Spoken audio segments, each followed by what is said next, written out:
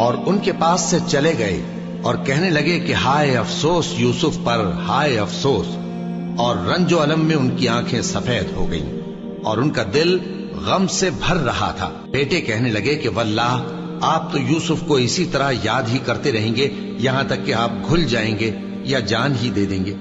انہوں نے کہا کہ میں تو اپنے غم و اندوہ کا اظہار اللہ سے کرتا ہوں اور اللہ کی طرف سے وہ باتیں جانتا ہوں جو تم نہیں جانتے۔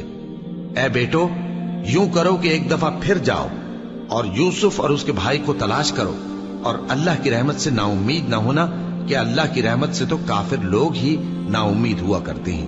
پھر جب وہ یوسف کے پاس گئے تو کہنے لگے کہ اے عزیز، ہمیں اور ہمارے اہل و عیال کو بڑی تکلیف ہو رہی ہے اور ہم یہ تھوڑا سا سرمایہ لائے ہیں، آپ ہمیں اس کے عوض پورا غلہ دے دیجئے اور ہم پر خیرات کیجئے کہ اللہ خیرات کرنے والوں کو ثواب دیتا ہے۔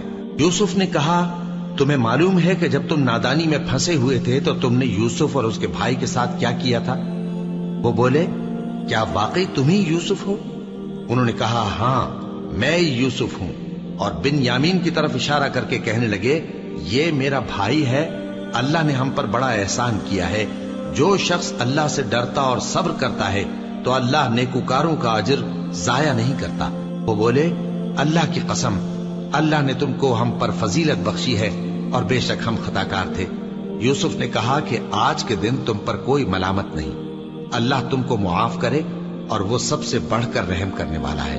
یہ میرا کرتا لے جاؤ، پھر اسے والد صاحب کے منہ پر ڈال دینا تو وہ بینا ہو جائیں گے، اور اپنے تمام اہل و عیال کو میرے پاس لے آؤ۔ اور جب قافلہ مصر سے روانہ ہوا تو ان کے والد کہنے لگے کہ اگر مجھ کو یہ نہ کہو کہ بوڑھا بہک گیا ہے تو مجھے تو یوسف کی بو آ رہی ہے۔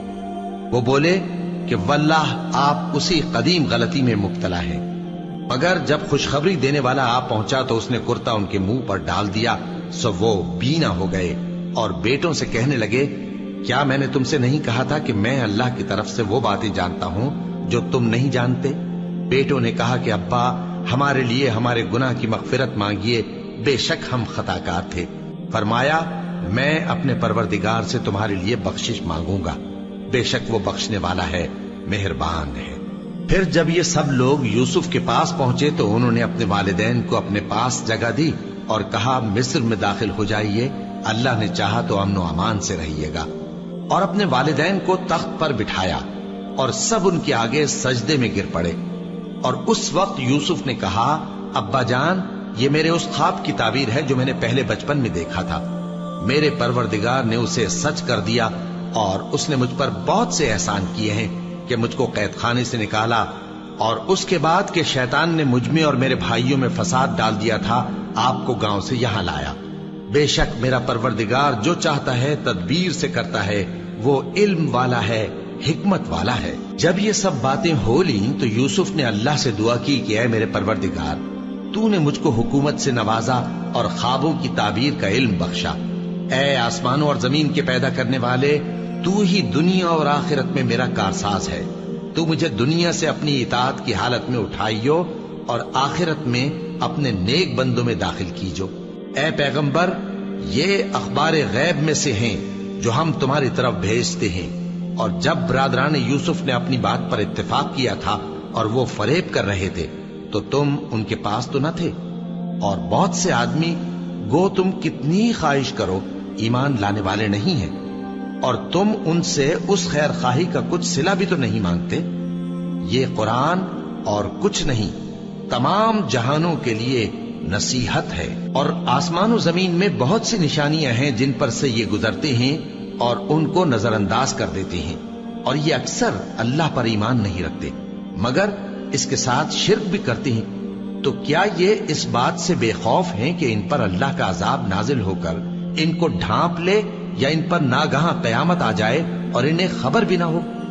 کہہ دو میرا رستہ تو یہ ہے، میں اللہ کی طرف بلاتا ہوں سمجھ بوجھ کر، میں بھی لوگوں کو اللہ کی طرف بلاتا ہوں اور میرے پیرو بھی، اور اللہ پاک ہے اور میں شرک کرنے والوں میں سے نہیں ہوں۔ اور ہم نے تم سے پہلے بستیوں کے رہنے والوں میں سے مرد ہی بھیجے تھے جن کی طرف ہم وہی بھیجتے تھے۔